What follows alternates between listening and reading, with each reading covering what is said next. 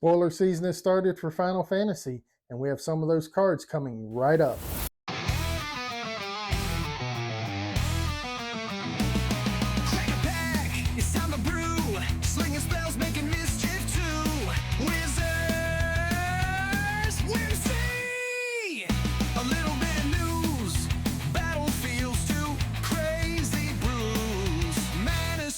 Sparks ignite, stay and play, it's game night.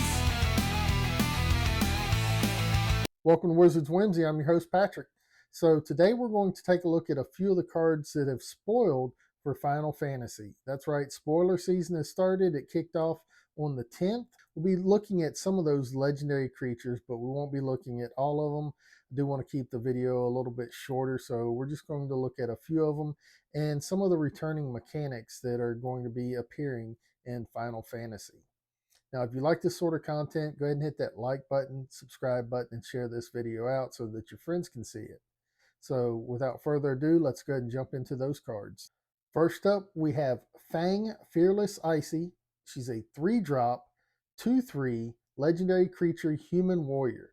Whenever one or more cards leave your graveyard, you draw a card and you lose 1 life. This ability triggers only once each turn. She pairs up with Vanilla, Cheerful Icy, that is a 4-drop, 3 generic and a green, 3/2 legendary creature human cleric. When Vanilla enters, mill 2 cards, then return a permanent card from your graveyard to your hand. At the beginning of your first main phase, if you both own and control Vanilla and a creature named Fang, Fearless Icy, you may pay 5 mana, 3 generic, a green, and a black. If you do, exile them, then meld them into Ragnarok Divine Deliverance. That's right, the meld mechanic is back, and we do have a fearsome creature that they meld into. This legendary creature beast avatar is a 7/6. It has Vigilance, Menace, Trample, Reach, Haste. When Ragnarok dies, destroy target permanent and return target non-legendary permanent card from your graveyard to the battlefield. So even if they do kill it, you get to remove one of their permanents and you get to return a non-legendary permanent from your graveyard to the field. So if you notice that it says destroy target permanent, it does not say destroy target non-land permanent. So you can destroy one of your opponent's lands. And of course, you can return any non-legendary permanent card from your graveyard to the battlefield. So, if your graveyard's getting full and you have key pieces that you'd like to return back, having this creature die is not a terrible thing. Now, this is a fun little card. It's bringing landfall back into Final Fantasy.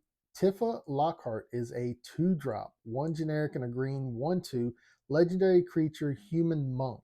Has trample, has landfall. Whenever a land you control enters, double Tifa Lockhart's power until end of turn.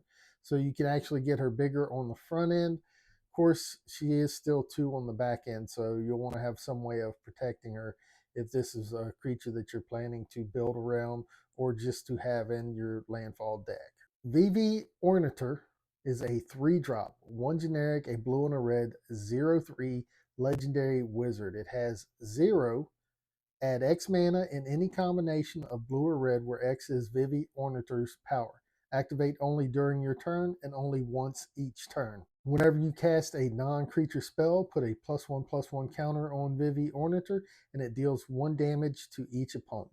So if you want to build this into a more high power, you're going to want to run a lot of cantrips, a lot of 0-cost artifacts, making sure that none of them are creatures, because you only get the benefit for non-creature spells. So anything that you can cast for free, you'll want to put in the deck. That way, not only are you dealing 1 damage to each opponent for each spell that's cast, you're actually making them bigger, and then you can pay 0 and add X mana in any combination of colors where X is Vivi Ornator's power. Activate, only during your turn and only once. So you can only do this during your turn, but other than that, there's no timing restriction on it. So you can get Vivi up to, huge power, swing, then cast an instant spell to, remove opponents. You can, basically tap out your mana and then add that much mana depending on how powerful Vivi Ornator is. Now, one thing to keep in mind, you are putting +1/+1 counters on Vivi. So that is a key thing because even on the next turn, it will still be a powerful creature unless it gets removed. Sid Timeless Artificer is a 4-drop, 2 generic, a white and a blue, legendary creature, human artificer, 4/4. Artifact creatures and heroes you control get +1/+1 for each artificer you control and each artificer card in your graveyard. A deck can have any number of cards named Sid Timeless Artificer. It also has cycling, pay a white and a blue. So you pay a white and a blue, discard this card, then draw a card. Now, what's really interesting about this card is that they have like 16 different artworks for this card. Now, they did boast that there are over 100 legendary creatures in this set, so I'm wondering if that 100 count or over 100 count is actually counting Sid's 16 different printings. Kaija Genome Sorcerer is a 4-drop, 2 generic, a black and a red, 3/4, legendary creature, human mutant wizard. At the beginning of your end step, create a tapped 0/1 black wizard creature token with whenever you cast a non-creature spell, this token deals 1 damage to each opponent. Then if you control 4 or more wizards, transform Kaija. Now, he transforms into Trance Kaija, Fate Defied, has Flame Star. If a wizard you control would deal damage to a permanent or player, it deals double that damage instead. It is a 4/6 legendary creature avatar wizard.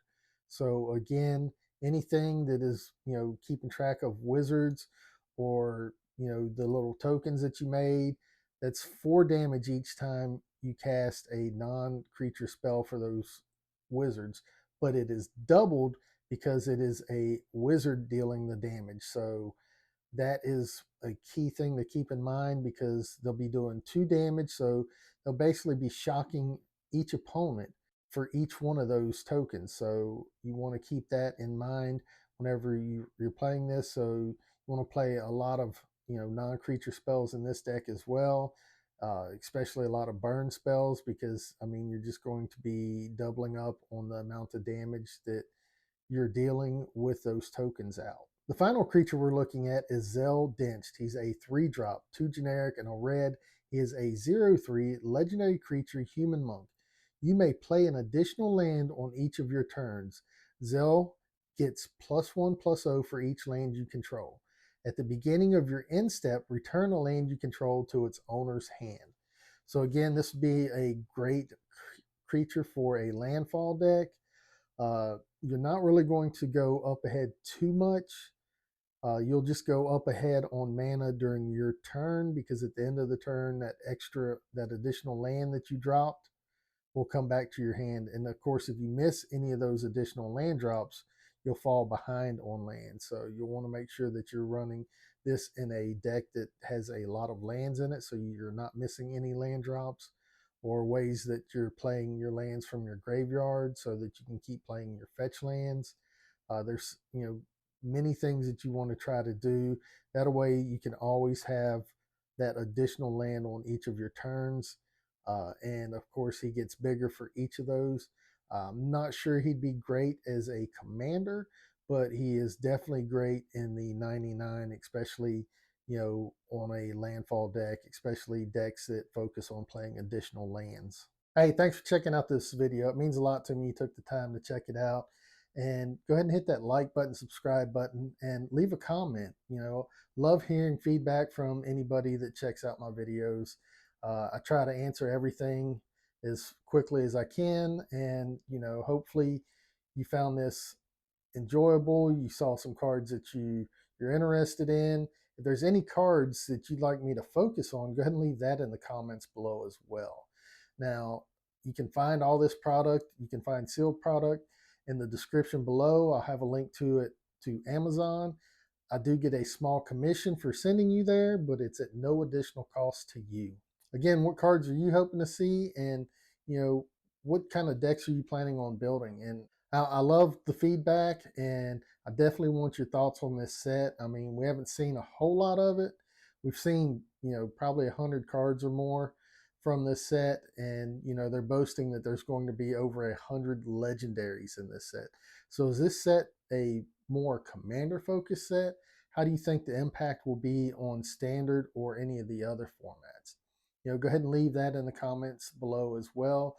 Love hearing from you guys, and like I said, I try to answer any comments that are placed. So until next time, keep slinging those spells. Crack a pack, it's time to brew. Slinging spells, making mischief too. Wizards, whimsy. A little bit of news. Battlefields too crazy brews. Mana's flow and sparks ignite.